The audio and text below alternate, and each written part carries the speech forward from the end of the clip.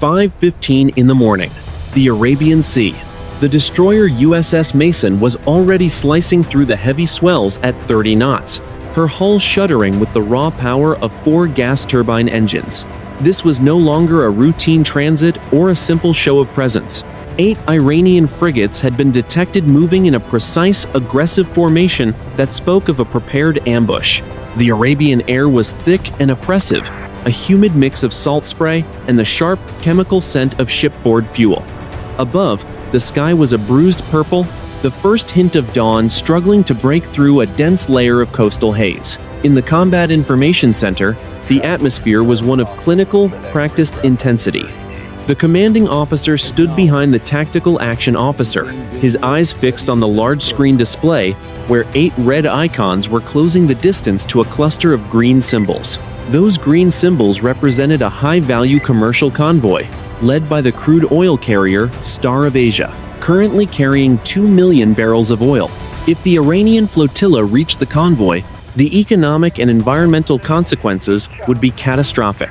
7 miles to the east, the USS Halsey, a destroyer designated DDG-97, mirrored the Mason's movements. The two ships were linked via a secure satellite data system, sharing a single, unified picture of the battlespace. On the Halsey, the crew was already at general quarters. The sound of heavy steel doors being dogged shut echoed through the passageways, followed by the low, rhythmic hum of the ventilation system, working at maximum capacity to cool the massive computer banks of the Aegis combat system. The Iranian force was composed of Al-Vand-class frigates, aging but still lethal vessels, equipped with long-range anti-ship missiles. They were moving at 28 knots, emerging from the territorial waters of the coast and heading directly for the throat of the shipping lane. Intelligence reports from Indo-Pacific Command had suggested increased activity in the region for the last 48 hours, but the scale of this deployment was unprecedented. 8 major surface combatants moving in unison was not a patrol, it was a strike package.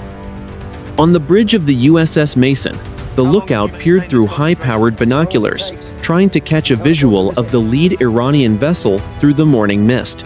All he could see for now was the white foam of the Mason's own bow wave and the vast, dark expanse of the ocean. The radar, however, saw everything. The AN/SPY-6 radar system was radiating at full power, its electronic beams sweeping the horizon, hundreds of times every second. Each return confirmed the same grim reality. The distance was now 42 miles, and closing fast. The commanding officer of the Mason, a commander with 20 years of experience in the United States Navy, picked up the handset for the bridge-to-bridge radio. He did not expect a friendly response, but the rules of engagement were clear. He had to provide the Iranian vessels an opportunity to turn back before the situation escalated into a kinetic exchange. His voice was calm, a steady contrast to the tension vibrating through the deck plates beneath his boots. Iranian warships on heading 270, this is the United States Navy destroyer DDG-87. You are approaching a commercial convoy in international waters. Your current course is considered a hostile act. Alter your course immediately to the north, or you will be engaged. There was no reply, only the static of the open channel and the sound of the wind whipping past the bridge windows. On the tactical screen, the red icons did not flinch. They did not slow down. In fact, the lead Iranian ship increased its speed to 30 knots. The intentional silence from the Iranian side was the loudest signal they could have sent. They were not there to talk. Inside the skin of the Mason, the weapon system technicians were already running the final checklists for the Mark 41 vertical launch system. Below the deck, 64 cells were loaded with a variety of missiles, from the long-range Tomahawk to the evolved Sea Sparrow missile, intended for point defense. The system was green across the board, the digital heartbeat of the ship, ready to unleash a wall of fire at a moment's notice. The USS Halsey reported the same readiness. Both destroyers were now positioned between the Iranian flotilla and the commercial tankers, acting as a steel shield. The distance had dropped to 38 miles. At this range, the Iranian frigates were nearly within the optimal firing envelope for their own anti-ship missiles. The window for a peaceful resolution was closing with every tick of the clock. The commander of the Mason looked at his tactical action officer and gave a sharp, single nod. The officer turned back to his console and spoke into his headset. Combat. Bridge. Initiate final target track on all 8 hostile contacts. Prepare to transition to weapons free upon my command. The silence that followed was absolute, broken only by the faint, high-pitched whine of the electronic equipment. The 2 American destroyers, the Mason and the Halsey, stood alone against the 8 approaching shadows, the morning sun finally beginning to bleed over the horizon, illuminating a sea that was about to turn into a graveyard of steel. 5:45 in the morning, the Arabian Sea. The silence on the bridge of the USS Mason was shattered by the rhythmic, high-pitched chirping of the electronic warfare suite. The AN/SLQ-32 system had detected an active radar sweep coming from the lead Iranian frigate. This was not a navigational scan. It was a fire control lock. The Iranian vessels were painting the United States Navy destroyers with targeting energy, the final step before the release of anti-ship missiles. The humidity in the room seemed to spike as the crew felt the weight of the moment. Vampire! Vampire! Vampire! The warning barked through the internal communications circuit. The USS Halsey had detected multiple high-speed launches from the Iranian flotilla. On the tactical displays, 8 distinct white streaks appeared, rising from the red icons and accelerating toward the 2 American destroyers. These were Noor anti-ship cruise missiles, sea-skimming weapons designed to fly just meters above the waves to evade detection. They were traveling at 900 kilometers per hour, meaning the crews had less than 4 minutes to respond before the first impact. Combat. Bridge. All stations, engage defensive measures. Execute Programmed Response 1. The USS Mason and USS Halsey did not wait for the missiles to arrive. Both ships immediately began to heel over, executing violent, high-speed maneuvers to present the smallest possible radar cross-section to the incoming threats. The deck of the Mason tilted to a 15-degree angle, forcing sailors to grab onto bulkheads and consoles. The air outside was suddenly filled with the roar of super rapid-fire chaff launchers, firing canisters into the sky that exploded into clouds of aluminum-coated glass fibers, creating massive, false radar targets to confuse the Iranian seekers. Deep within the hull, the Mark 41 vertical launch system came to life. With a sound like a localized earthquake, the armored hatches on the forward deck flipped open. From cells 1 through 4, 4 evolved Sea Sparrow missiles erupted in a sequence of blinding white light and thunderous pressure. The heat from the rocket motors was so intense, it scorched the non-skid coating on the deck. The acrid smell of burnt polymer instantly sucked away by the ship's slipstream. The evolved Sea Sparrow missiles climbed steeply before arcing over, diving back toward the horizon at Mach 4. These were interceptors, designed to hit a bullet with a bullet. On the radar screens, the 2 groups of missiles, the Iranian attackers and the American defenders, raced toward a violent intersection. The sailors in the Combat Information Center watched the closing distance in dead silence, their hands hovering over their control panels. 20 miles away, the first intercept occurred. One of the Noor missiles was struck, head-on by an American interceptor.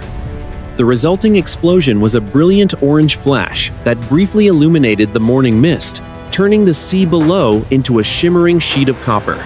A second Iranian missile, confused by the chaff clouds and the electronic jamming from the Mason's SLQ-32, lost its lock and dived harmlessly into the ocean, sending a massive plume of white spray 30 meters into the air. However, 6 missiles remained. They were now within 12 miles. Their internal seekers locked onto the massive steel hulls of the destroyers. The USS Halsey reported that its own interceptors had neutralized 2 more, but 2 missiles were still tracking her position. The Mason was facing the final 2. Activate close-in weapon system, manual override, stand by. On the forward and aft sections of the USS Mason, the Mark 15 Phalanx systems, the R2D2 lookalikes, began to swivel with inhuman speed, their radar domes locked onto the incoming threats. The 20mm Gatling guns began to whine, as their electric motors spun the barrels up to 4,500 rounds per minute. The first Iranian missile breached the 5-mile mark. It was so close now that the lookout on the bridge could see the white trail of its exhaust cutting across the dark water. The close-in weapon system opened fire.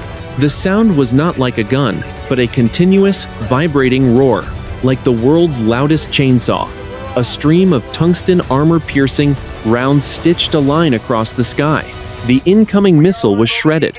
The heavy tungsten pellets punched through the delicate guidance, nose, and the fuel tank, causing the weapon to disintegrate in a chaotic spray of burning kerosene and jagged metal fragments. The debris skipped across the surface of the water like stones before sinking. The second missile, targeting the Mason, was deflected by a last-second burst of electronic noise from the ship's jammers. It shrieked past the port side, missing the bridge. Winged by less than 50 meters, the heat from its engine was felt by the lookout, a sudden, searing wave of air that smelled of jet fuel. The missile continued on for another mile before its fuel ran out and it crashed into the sea. The USS Halsey confirmed all incoming threats were destroyed or neutralized. The first exchange was over. The American destroyers were untouched, their hulls vibrating with the residual energy of the engagement. But the Iranian frigates were still closing, and they were already reloading their launchers. The commanding officer of the Mason wiped a bead of sweat from his forehead. The rules of engagement had shifted. The Iranians had fired first. The time for warnings had passed. Tactical. Bridge. We are now in a weapons-free status. Coordinate with Halsey. I want a full Harpoon ripple fire on all 8 targets. Let's end this. 6 in the morning. The Arabian Sea. The USS Mason and USS Halsey had weathered the initial storm. But the strategic situation remained critical. The 8 Iranian frigates, realizing their first volley had failed, were now splitting into 2 distinct 4-ship elements. One group continued to press directly toward the commercial tankers, while the other began a flanking maneuver to the south, attempting to draw the American destroyers' fire away from the primary objective. The sea was becoming increasingly restless, the waves topped with white crests that caught the first gray light of the rising sun. On the bridge of the USS Mason, the commanding officer monitored the digital coordination link with Carrier Strike Group 11, currently positioned 300 miles to the east. While the destroyers were the primary line of defense, they were now part of a larger, lethal machine. The Aegis combat system on both ships was now operating in a master-slave configuration, with the Mason's computers handling the long-range targeting solutions for both vessels to ensure no 2 missiles targeted the same Iranian ship. Tactical. Bridge. Status of the Harpoon canisters. Bridge. Tactical. 8 Harpoon Block 2 anti-ship missiles are warmed up and ready in the shock-hardened canisters. Target assignments are locked. We have a firing solution on all 8 hostiles. The Harpoon missile is a subsonic, sea-skimming predator carrying a 488-pound high-explosive blast fragmentation warhead. Unlike the Iranian missiles, the Harpoon utilizes a sophisticated GPS-aided inertial navigation system and an active radar seeker that is highly resistant to electronic countermeasures. The plan was a ripple-fire execution, a coordinated release designed to overwhelm the Iranian point defense systems. Through sheer volume and synchronized arrival times, the USS Halsey moved into a staggered formation 5 miles to the Mason's starboard side. This positioning allowed both ships to fire their deck-mounted launchers without the exhaust from one ship interfering with the sensors of the other. The air between the ships was heavy with the smell of salt and the low-frequency thrum of the destroyer's engines as they maintained a steady 25 knots. All stations, this is the captain. Stand by for main battery release. The countdown was handled by the ship's computer to ensure sub-second precision. At exactly 6:10 in the morning, the command fire was executed.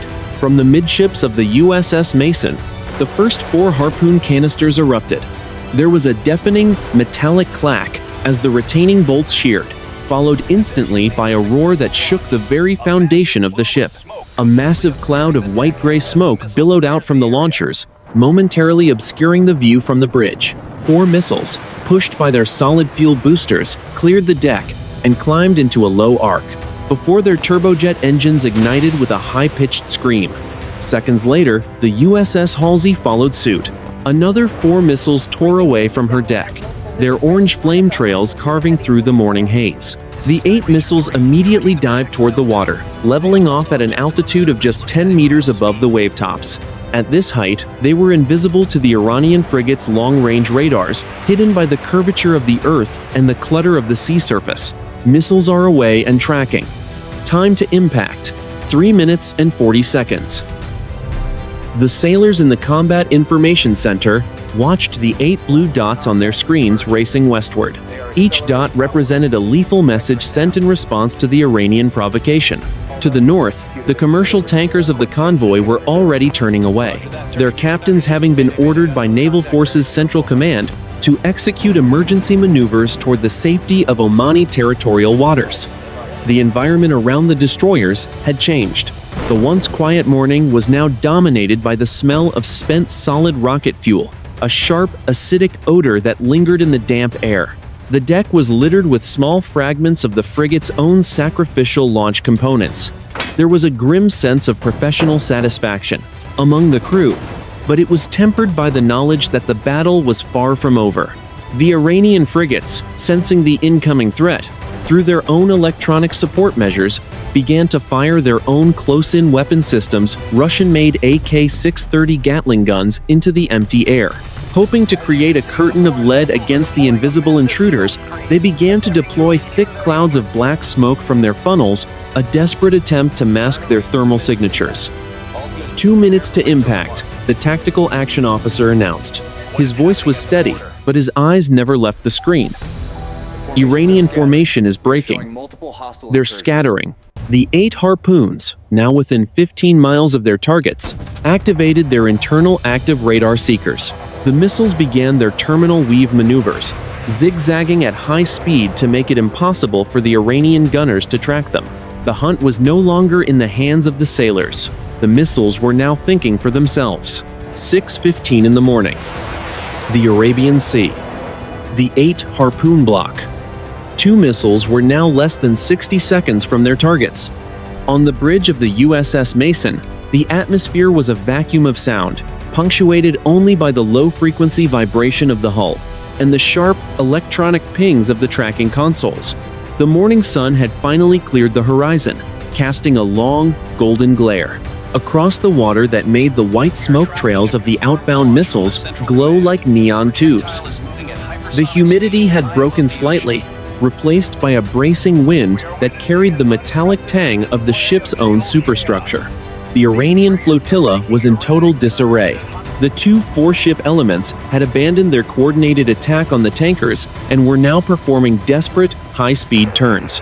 Thick, oily black smoke poured from the stacks of the Arabian-class frigates as their engineers pushed the aging diesel engines to their absolute limits. The lead Iranian ship, the Alborz, began firing its 4.5-inch main gun blindly into the mist, the flashes of the muzzle blasts appearing as rhythmic orange pulses against the gray dawn. Harpoons are in the terminal phase, the tactical action officer reported, his voice cutting through the silence of the Combat Information Center. Seekers are locked. Targets are identified as hostiles 1 through 8. No deviations. On the tactical displays, the 8 blue icons merged with the 8 red icons. Because the Harpoons were programmed for a synchronized arrival, they hit almost simultaneously. The result was a series of kinetic events that happened too fast for the human eye to process in real time. The missiles, having performed their final pop-up maneuver, dived at a 40-degree angle directly into the vulnerable weather decks and engine rooms of the Iranian ships. The first impact struck the Alborz. The 488-pound warhead punched through the thin steel plating of the frigate's midships, just below the funnel. The delayed action fuse triggered the explosion deep inside the hull, right in the heart of the main engine room. The blast wave shattered the ship's spine.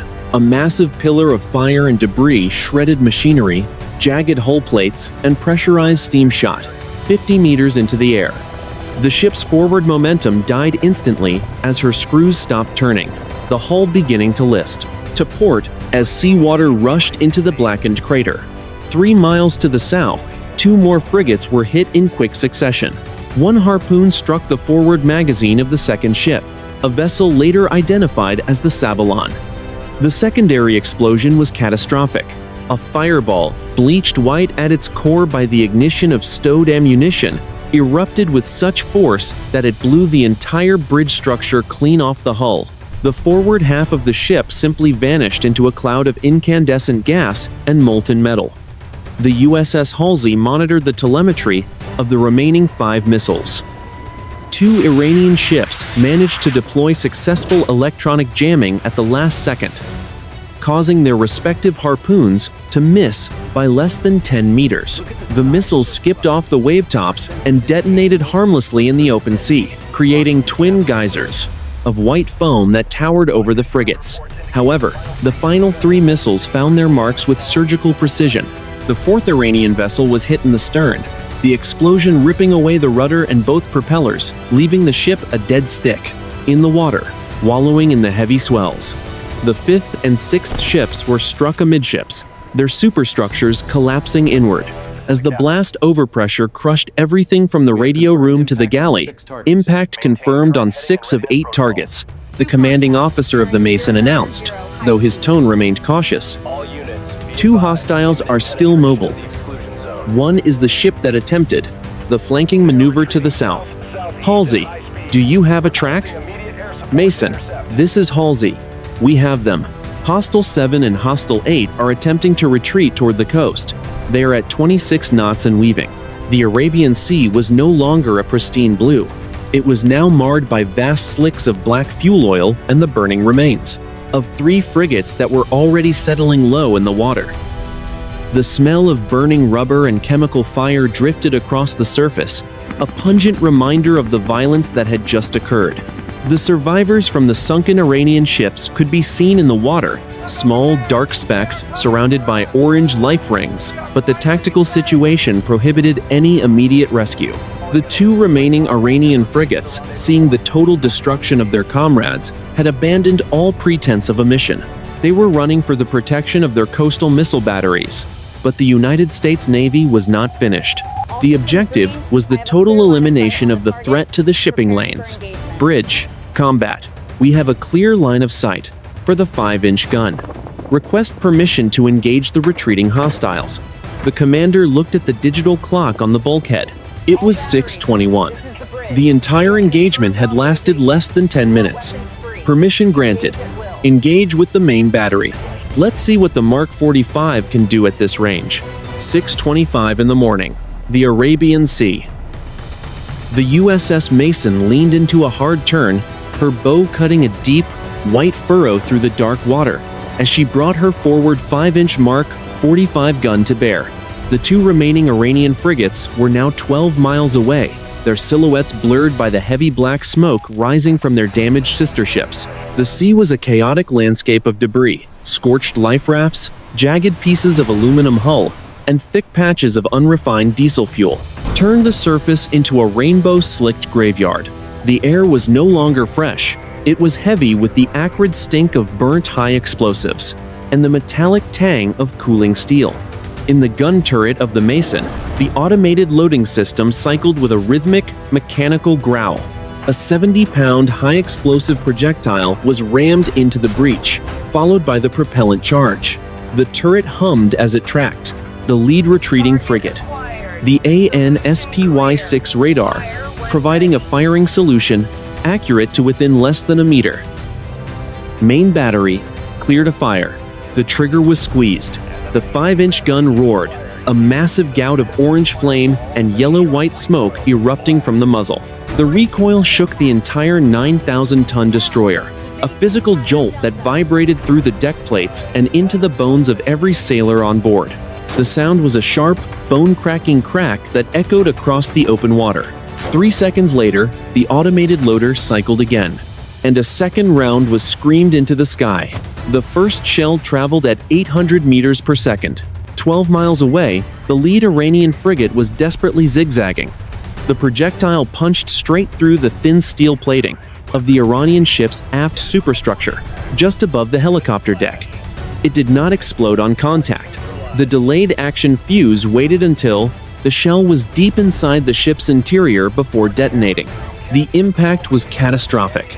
The warhead erupted in the ship's secondary ammunition locker, causing a sympathetic detonation of dozens of heavy machine gun rounds and shoulder-fired missiles. A massive fireball bleached the sky white for a fraction of a second, tearing the entire aft section of the frigate apart. The stern of the ship was instantly transformed into a twisted mass of blackened, glowing metal. The Iranian vessel groaned, a sound of tortured steel that could be heard even over the roar of the engines as its stern began to settle rapidly into the swell. The second Iranian ship, seeing its comrade shattered, did not stop to help. It executed a violent turn to the north, its captain pushing the engines until a thick plume of white steam erupted from the funnel, a sign of a blown boiler. The crew on the bridge of the Mason watched through the high-resolution electro-optical sensors as the Iranian sailors began to leap from the burning deck of the first ship, their bodies small, dark silhouettes against the orange inferno of the hull. The USS Halsey, positioned 5 miles away, opened fire with her own main battery. The two American destroyers began a coordinated walk of high-explosive rounds across the water, the splashes of the near misses rising like white towers around the final fleeing frigate. The Iranian ship was trapped in a box of falling steel. Impact. Direct hit on hostile 8. The Halsey's 5th round struck the Iranian frigate's bridge. The explosion was a concentrated burst of fire and shrapnel that obliterated the command center instantly. The ship's mast, loaded with radar and communication arrays, collapsed forward, crushing the forward gun mount. Without a bridge crew to steer, the frigate began to circle aimlessly, its engines still screaming at full power, carving a wide, white arc of foam into the oil-stained sea. It was no longer a warship. It was a burning wreck waiting for the end. The commander of the Mason watched the sensor feed. The lead ship was now vertical, its bow pointing toward the sky as the weight of the flooded stern pulled it down. With a final, muffled roar of escaping air and collapsing bulkheads, the vessel slipped beneath the surface. A massive whirlpool of white water and debris marked its passing, leaving only a thick cloud of steam and the bobbing heads of survivors in its wake. The battle had reached its tipping point. Of the 8 Iranian frigates that had begun the morning in a proud, aggressive line, 6 were already on the bottom of the Arabian Sea, and the final 2 were burning wrecks, dead in the water. The silence that returned to the bridge of the Mason was heavy, broken only by the crackle of the radio and the heavy breathing of the crew. 6:45 in the morning, the Arabian Sea. The immediate surface threat had been neutralized, but the tactical environment remained dangerously volatile. The 2 remaining Iranian frigates were now little more than floating pyres, their steel hulls glowing a dull, angry red, as secondary fires consumed what remained of their internal compartments. To the north, the commercial convoy continued its emergency dash toward the territorial waters of Oman, their wakes long, white scars on a sea that was rapidly becoming clogged with the detritus of high-intensity naval combat. The air around the USS Mason was thick with the smell of scorched paint and the heavy, sulfurous odor of spent propellant. The sun was now fully above the horizon, casting a harsh, unforgiving light on the scene. Hundreds of gallons of unrefined diesel fuel had bled from the ruptured tanks of the sunken Iranian vessels, creating a shimmering, multicolored slick that dampened the waves and coated the bobbing debris in a greasy film. Bridge. Combat. We have multiple air contacts lifting off the Iranian coast near Bandar Jask. Profile indicates 4 Phantom fighters and 2 HH-3 Sierra helicopters. Range is 65 miles in closing. The threat was evolving from a surface engagement to a multi-domain defense. The Iranian Air Force was launching a desperate retaliatory strike, or perhaps an attempt to provide cover for their survivors. Regardless of the intent, the USS Mason and USS Halsey had to transition immediately from offense back to a high-readiness defensive posture. General Quarters. General Quarters. All hands man your battle stations for anti-air engagement. The alarm gonged throughout the Mason, a jarring, electronic sound that signaled the start of the next phase. Below deck, the damage control teams, already sweating in their heavy fire-retardant suits, checked their gear one last time. In the Combat Information Center, the Tactical Action Officer adjusted the sensitivity of the AN/SPY-6 radar. The screen was now cluttered with data points: the burning wrecks, the escaping tankers, and now 4 high-speed blips descending to low altitude to hide in the sea surface clutter. Halsey, this is Mason. We have the air tracks. I am taking the northern pair. You take the southern. Activate all electronic countermeasures. On the weather decks, the close-in weapon systems on both destroyers whined as they performed a self-test, their radar domes nodding up and down like predatory birds. The Mark 41 vertical launch system hatches remained open, ready to cycle the remaining Standard Missile 2 and evolved Sea Sparrow interceptors. The crew could feel the tension return a physical weight that made the air in the enclosed spaces feel thin and cold. Suddenly, the electronic warfare suite erupted in a series of jagged, screaming tones.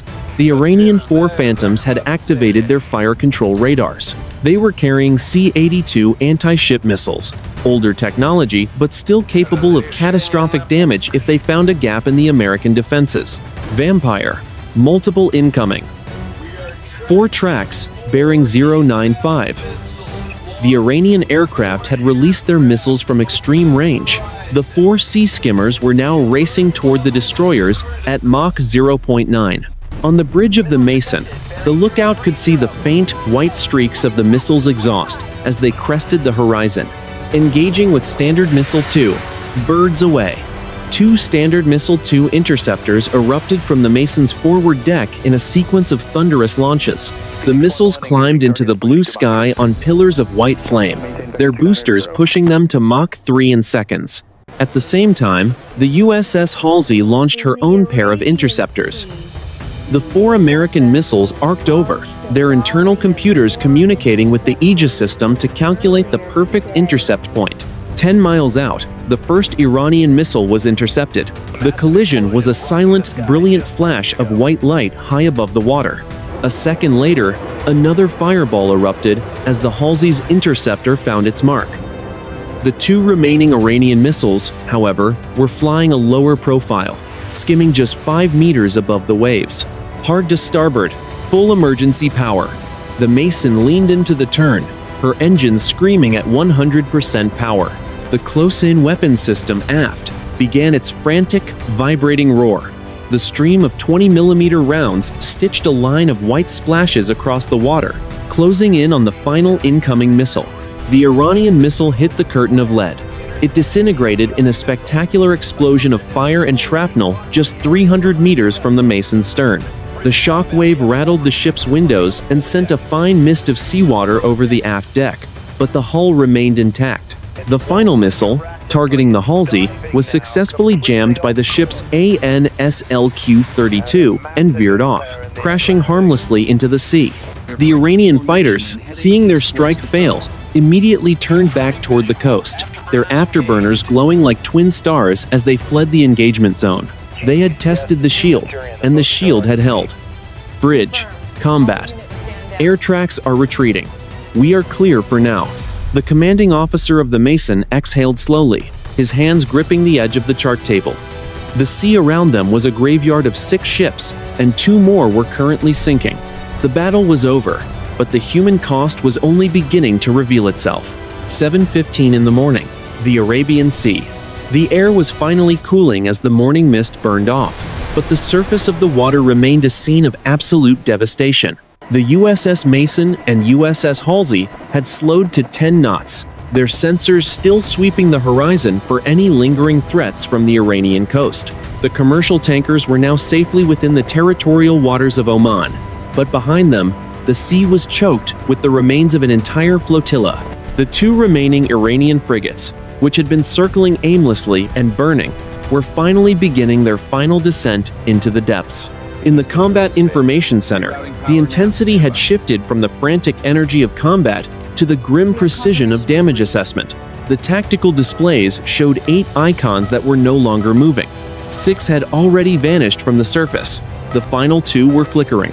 The commanding officer of the Mason stepped out onto the bridge wing to see the results of the engagement with his own eyes. The smell was the first thing that hit him, a sickening mixture of burnt rubber, diesel, and the metallic tang of blood and seawater. Bridge, tactical. The 8th hostile has just suffered a catastrophic internal explosion. It's going down. Through his binoculars, the commander watched as the final Iranian frigate, the one that had been circling blindly, suddenly buckled in the middle. A muffled, deep-frequency thud traveled through the water and vibrated against the Mason's hull.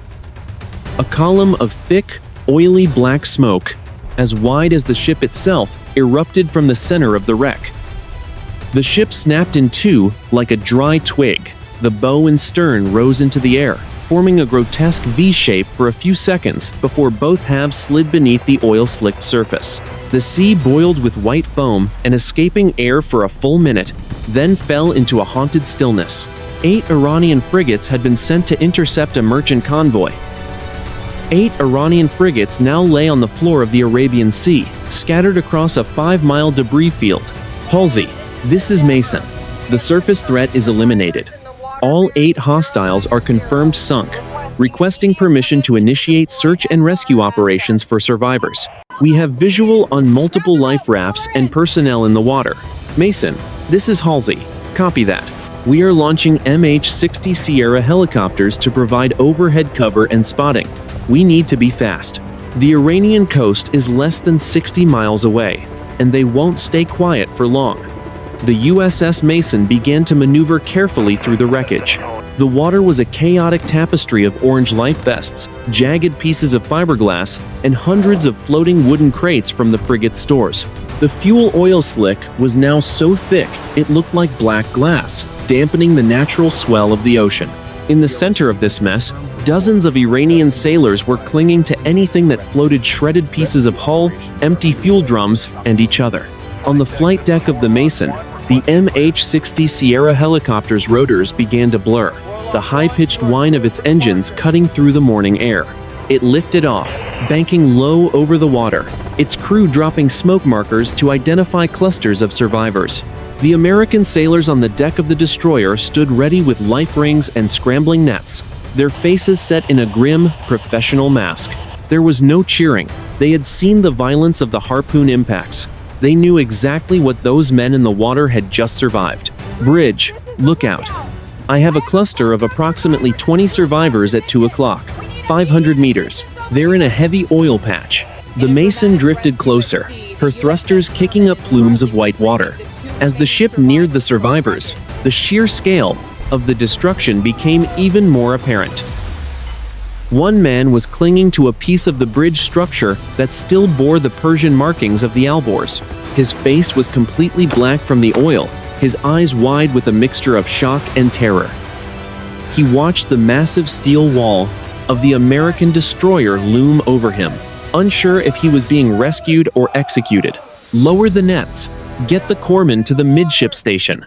The rescue was a slow, grueling process. The Iranian sailors were exhausted, many of them suffering from severe burns or the effects of inhaling burning diesel.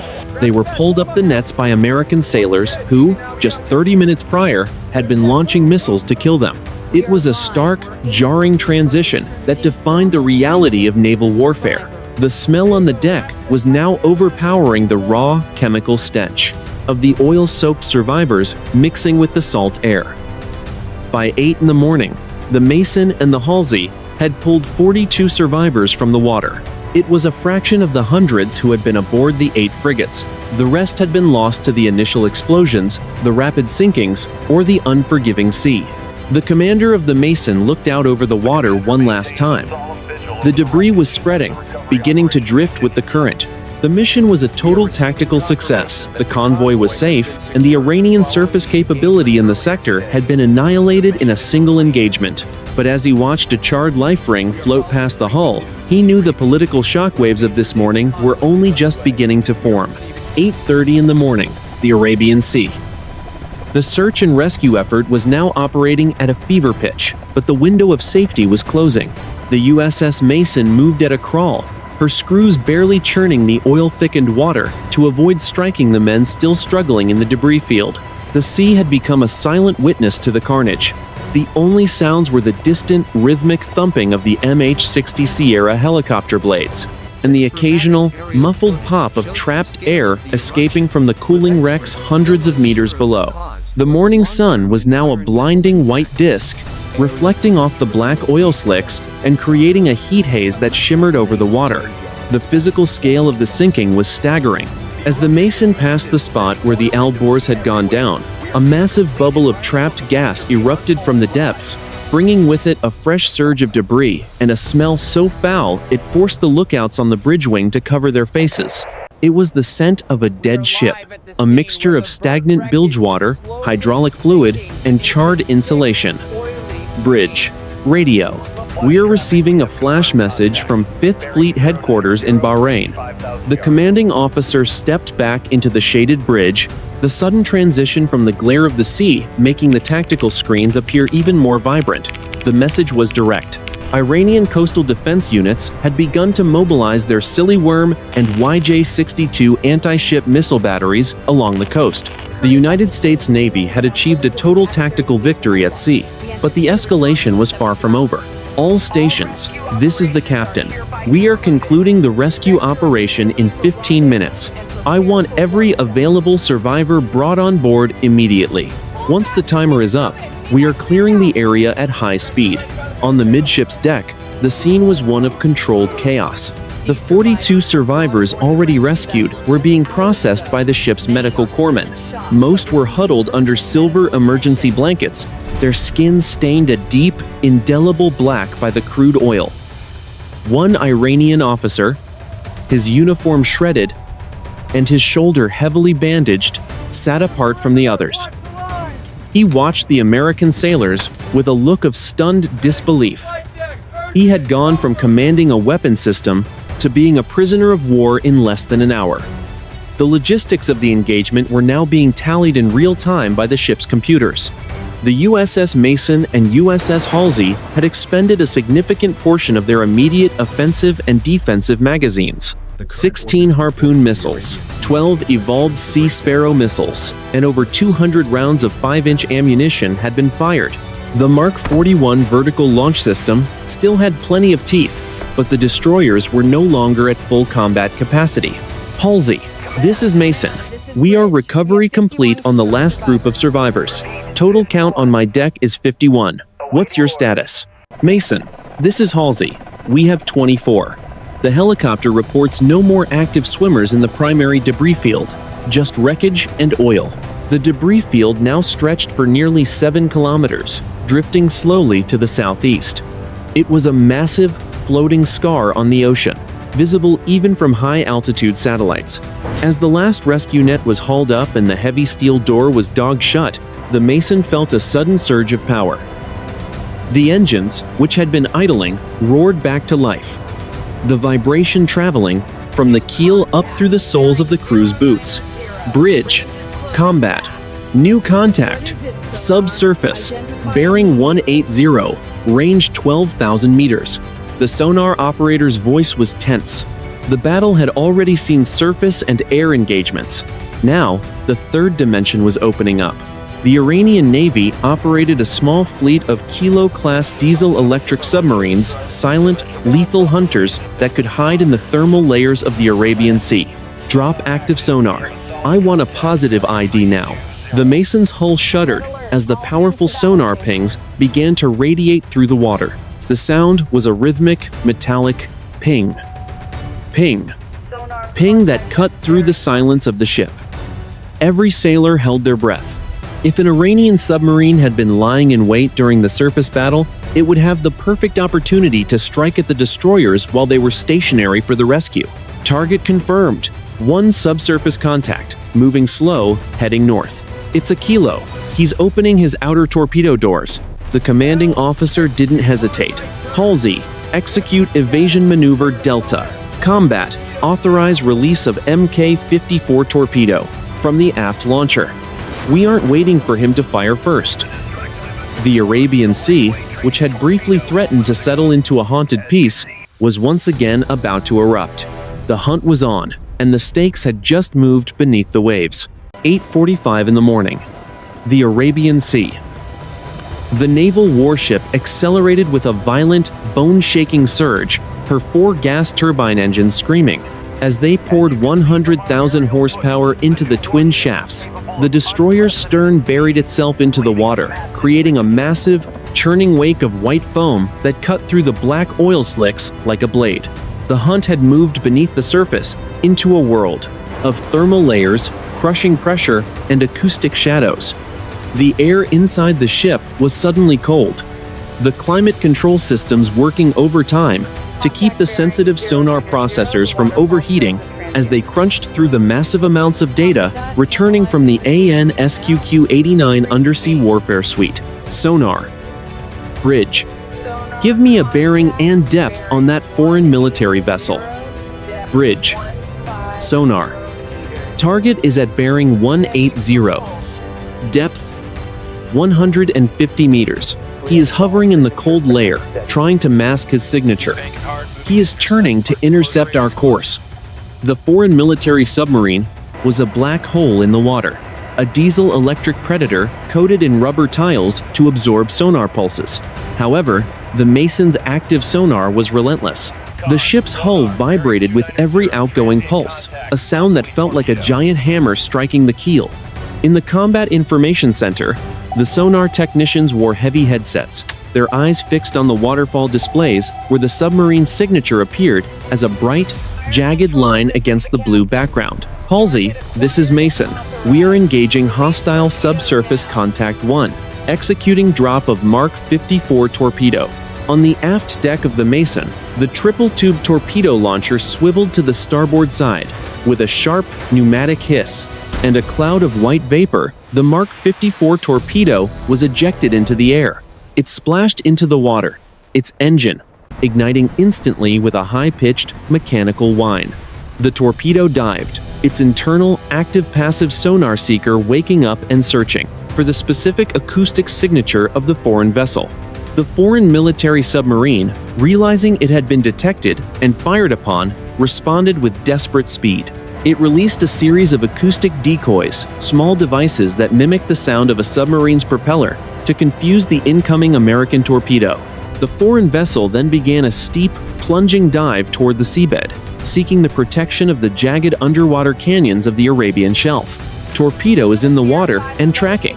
The hostile has launched decoys. The sailors in the Mason's sonar room worked with frantic precision, using the ship's powerful computers to filter out the decoys. They manually adjusted the torpedo's guidance via a secure data link, steering the weapon away from the false targets and back toward the true hull of the submarine. The distance between the hunter and the hunted was closing at 40 knots. Hostile is opening torpedo tubes 1 and 2. He's firing. 2 loud, metallic clangs echoed through the water and were picked up by the Mason's hydrophones. The foreign military vessel had launched 2 Type 53 heavy torpedoes in a final, suicidal attempt to take the destroyer down with it. These were wire-guided weapons, deadly and persistent. Emergency flank speed. Deploy the SLQ-25 Nixie. From the stern of the Mason, a long, armored cable was winched out into the water. At the end of the cable was the Nixie, a decoy that emitted a loud, rhythmic pulse, designed to lure the foreign torpedoes away from the ship's propellers. The naval warship began a series of violent, high-speed zigzags, the deck tilting so sharply that equipment not lashed down went flying across the compartments. The first foreign torpedo, confused by the Nixie's siren song, veered off to the port side, missing the Mason's hull by less than 200 meters. The second torpedo, however, remained locked on the ship's acoustic wake. 1 minute to impact. Nixie is not pulling him off. Wait, the sonar supervisor shouted. The Mark 54 has a lock. He's in the terminal phase, 12,000 meters away, deep beneath the surface. The American torpedo found its target. It ignored the foreign vessel's decoys and slammed into the submarine's sail. The 100-pound high-explosive warhead detonated with a muffled, earth-shaking thump that was felt by every sailor on the Mason as a sharp vibration through their feet. The pressure hull of the foreign vessel ruptured instantly. The cold, high-pressure water of the Arabian Sea rushed into the command center, crushing everything and everyone inside. A massive bubble of air and hydraulic fluid rose to the surface, breaking through the oil-slicked waves in a violent, frothing eruption. The submarine's forward momentum carried it into the side of an underwater ridge, where it ground to a halt, a shattered tomb of steel. The foreign torpedo, having lost its guidance wire when the submarine was destroyed, began to circle aimlessly before its fuel ran out and it sank into the dark. Bridge, sonar. Hostile subsurface contact is destroyed. We have a confirmed hull collapse sound. The commanding officer of the Mason let out a breath he didn't know he was holding. The air in the bridge was still and cold. The surface, the air, and now the depths had been cleared. The 8 frigates and their lone guardian submarine were gone. Combat. Bridge. Resume original heading. Secure from general quarters. Let's get our survivors to the medical bay and get out of this graveyard. 9:15 in the morning. The Arabian Sea. The USS Mason and USS Halsey were now steaming due south at a steady 25 knots, putting distance between themselves and the massive debris field that marked the end of the Iranian flotilla. The immediate adrenaline of combat had begun to fade, replaced by the heavy, grinding fatigue of a crew that had been at battle stations for over 4 hours. The morning sun was now high and merciless, baking the salt-crusted decks of the destroyers and highlighting every scratch and scorch mark on the gray paint.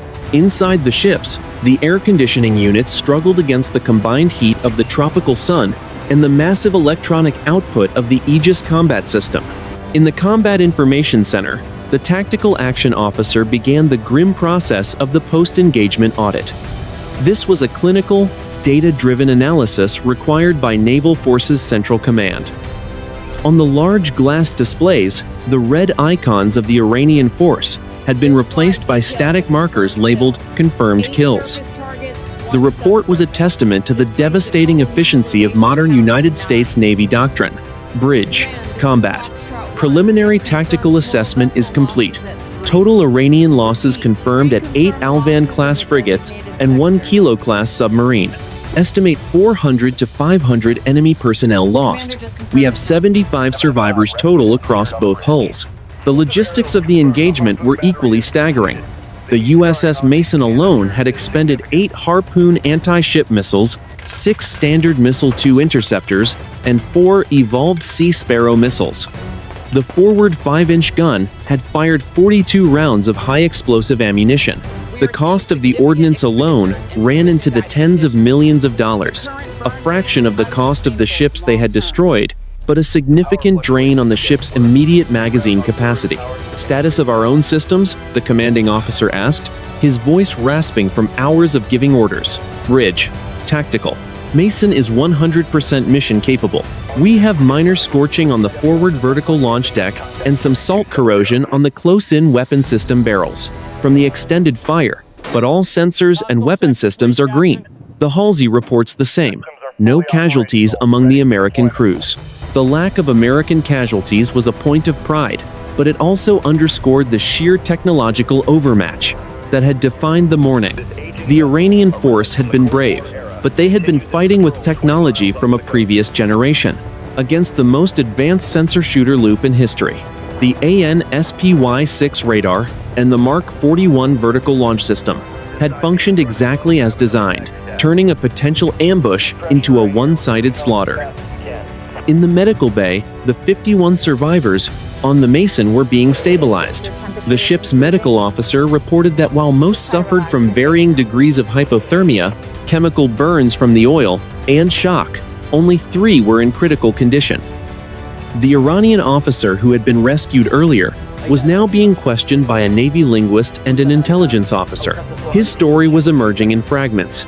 They had been ordered to interdict and destroy any high-value commercial shipping in the sector, a direct response to recent international sanctions. They had expected a single patrol craft, not a pair of Arleigh Burke-class destroyers. The environment on the ship was shifting. The smell of burnt powder and diesel was slowly being purged by the ventilation system, replaced by the more familiar scents of coffee and floor wax. But the tension remained. The crew knew that while this battle was over, the geopolitical reaction would be instantaneous. Satellite images of the burning frigates and the massive oil slick were already being analyzed in Tehran, Washington, and Brussels. Bridge. Radio. We have a secure channel open with Carrier Strike Group 11. Admiral Reynolds is on the line. The commander picked up the handset. The voice on the other end was calm but urgent. The USS Gerald R. Ford was moving closer to the region to provide additional air cover. The destroyers were being ordered to rendezvous with a supply ship to replenish their vertical launch cells as quickly as possible. The Arabian Sea was now a high-threat zone, and the United States Navy was preparing for the possibility of a wider conflict. "We did our job today, Mason," the admiral said. "The tankers are safe, but keep your eyes open. The Iranians don't take losses like this quietly. You're the tip of the spear until the rest of the group arrives." The commander looked out at the horizon, where the blue water of the deep ocean was finally replacing the oil-stained mess they had left behind. The USS Mason was a silent, lethal guardian, her radar still sweeping the sky, her crew still ready. The battle of the morning was a memory, but the mission of the day was only just beginning. 10:30 in the morning. The Arabian Sea. The USS Mason and USS Halsey had moved 70 miles south of the engagement zone, yet the atmosphere on board remained at a state of hypervigilance. The sky had shifted from a hazy morning gray to a brilliant, hard blue, and the sea was now a deep, undisturbed indigo. Despite the calm surface, the digital world within the destroyers was a tempest of activity. Indo-Pacific Command and Naval Forces Central Command were flooding the ships with high-priority intelligence updates.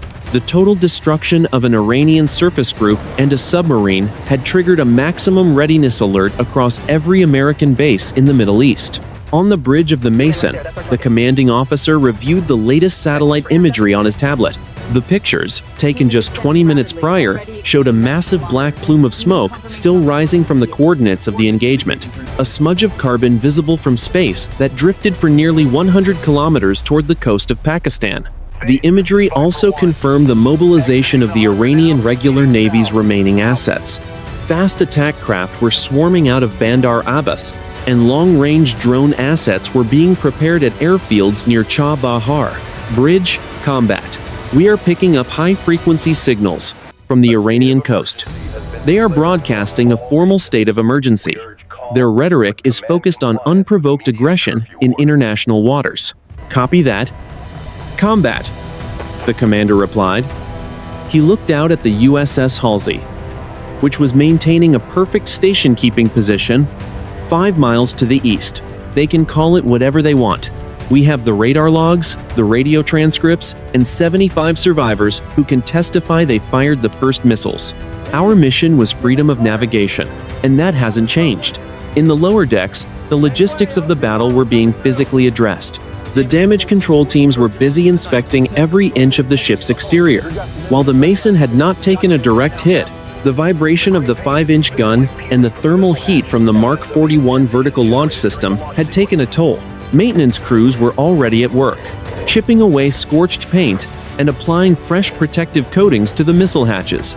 The smell of salt spray was now mixed with the sharp, chemical odor of industrial primer. The 75 survivors, now officially designated as detainees, were being moved to the helicopter hangar to provide more space for medical treatment. The hangar, cleared of its MH-60 Sierra for the moment, had been converted into a temporary holding area.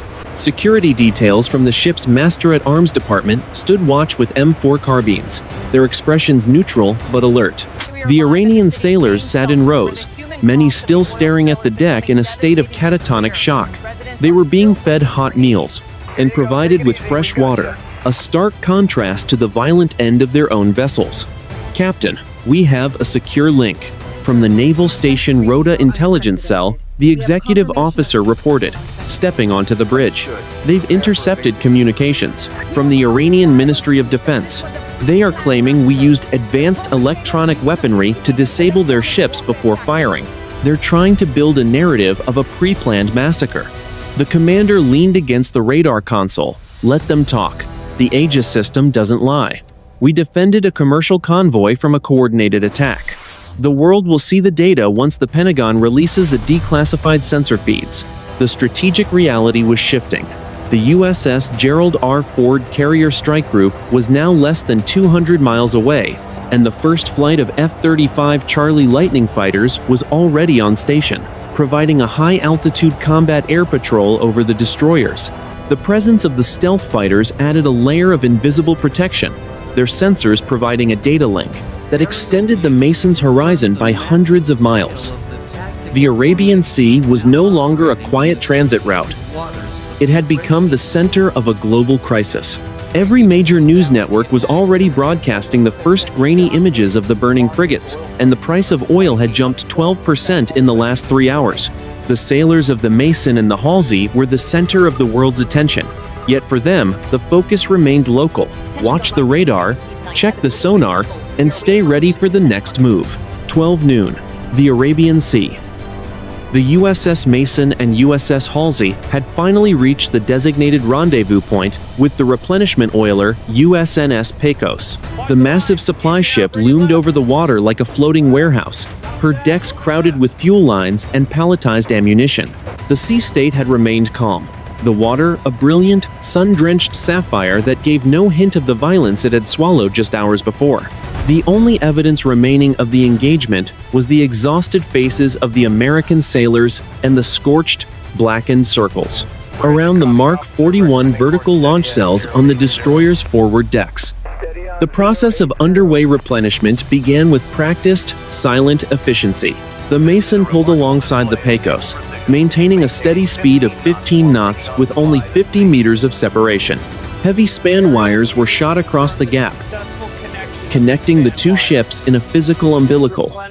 Soon, high-pressure fuel lines were pumping thousands of gallons of DFM fuel into the Mason's tanks, while pallets of 5-inch ammunition and fresh provisions were winched across the churning water. Bridge. Logistics. We are receiving the first load of 5-inch projectiles. Fueling is at 40%. In the Combat Information Center, the Tactical Action Officer was finally closing the log on the morning's engagement. The final count was official. 8 Alvand-class frigates destroyed, 1 Kilo-class submarine sunk, and 4 C-82 missiles intercepted. The commercial convoy, led by the Star of Asia, was now safely docked in the port of Salalah, Oman, its 2 million barrels of oil intact. The economic artery of the world had been threatened, and the United States Navy had cleared the blockage with surgical, overwhelming force. The commanding officer of the Mason stood on the bridge wing, watching the replenishment process. He looked at the USS Halsey, which was waiting her turn behind them.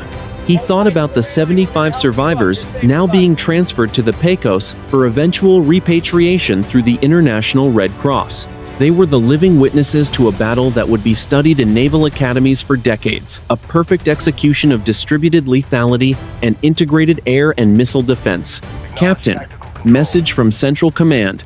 The Gerald R. Ford Strike Group has assumed tactical control of the sector.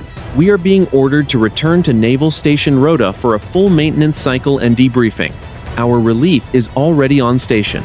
As if on cue, a flight of 4 FA-18 Super Hornets from the Ford screamed overhead, their engines a thunderous roar that vibrated through the ship's superstructure. They banked low over the destroyers, a silver salute to the ships that had held the line. The commander watched them disappear into the shimmering heat haze to the north. The Arabian Sea was returning to its normal patterns of trade and transit, though the geopolitical landscape had been permanently altered. The message sent by the Mason and the Halsey was clear. The freedom of the seas was not a suggestion, but a rule enforced by the most advanced warships ever built. Very well, the commander said, stepping back into the bridge. Once replenishment is complete, set course for the Suez Canal. Speed 20 knots. Let's take our people home. The USS Mason detached from the supply ship, her engines increasing their pitch, as she turned toward the west. Behind her, the Halsey moved into position to take her turn at the fuel lines. The two destroyers had entered the Arabian Sea as part of a routine patrol. They were leaving as the victors of the most significant surface engagement of the 21st century. The sun continued its slow arc across the sky, illuminating the vast, empty expanse of the ocean. The fires had long since gone out, and the smoke had cleared. The only thing left in the wake of the American destroyers was the steady, rhythmic pulse of the radar, a silent electronic heartbeat that never stopped watching the horizon.